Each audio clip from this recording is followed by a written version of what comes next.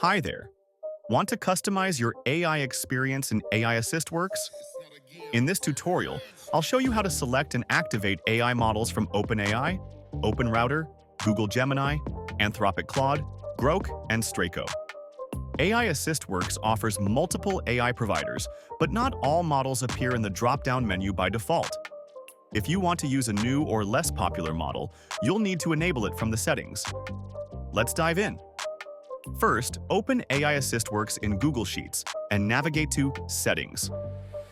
Under Preferred Model Selection, you'll find a list of AI providers.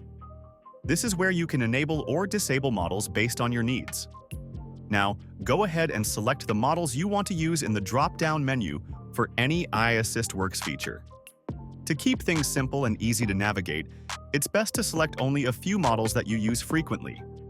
Once you've made your selections, click Save to apply the changes.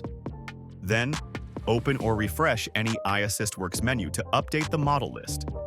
Now, when you go to the AI model dropdown, you'll see your newly enabled models ready to use.